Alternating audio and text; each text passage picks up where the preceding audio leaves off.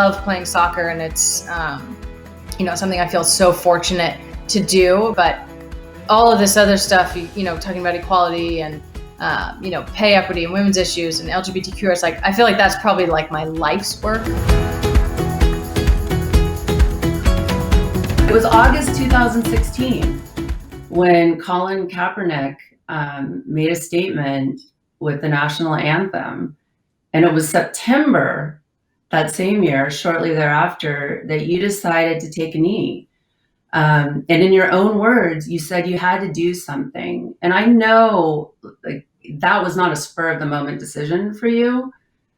Talk about making that decision at that time. That decision was not difficult for me. Now, I was probably naive in thinking that everybody else was going to join, because that clearly didn't happen until now.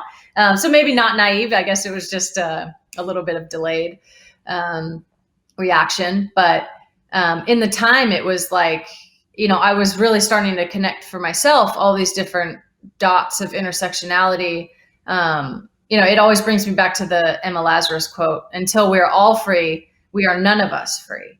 And so equality and liberation and all of that has to be rooted in the most vulnerable in our society. And if you say Black Lives Matter, then you believe at the core, you believe Black people. And then we can start moving forward. And then you look at, where we have made progress and then where we aren't.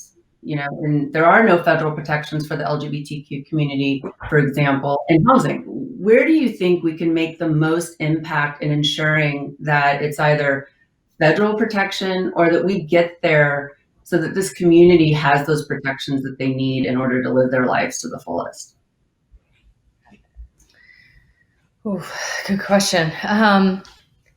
I think it has to be rooted in policy, which means we have to elect people who care about those kinds of things, who care about people, who are fight for equality in housing, and more than just, being supportive of gay people. You have to be, anti-homophobia and anti-inequality. So wherever that can show up, we have to seek it out and root it out, and then create systems that ensure that even if people's personal beliefs don't reflect that, at least the policies and the protections and the laws will protect people. Are you feeling it too? Are you feeling that this could be the moment where that action really starts to happen, where companies are accountable, where organizations are accountable, where people are accountable, and that we really can affect change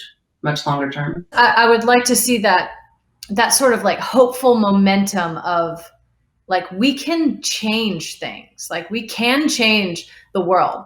I mean, the pandemic has I feel like opened that so much. It was like, oh, we don't have money for healthcare. We don't have this. Well, we found $2 trillion, didn't we? We do have this opportunity to really imagine and to reimagine a better world. And I think this is the moment for it, but we have to do it, and we have to take that moment and commit to it, and commit not just like, oh, I'm in this fight, because a fight sort of implies that eventually there's going to be an end. It's committing to a new way of life, a new way of thinking, a reimagination of what success means, of what society can mean, of what equality really truly is.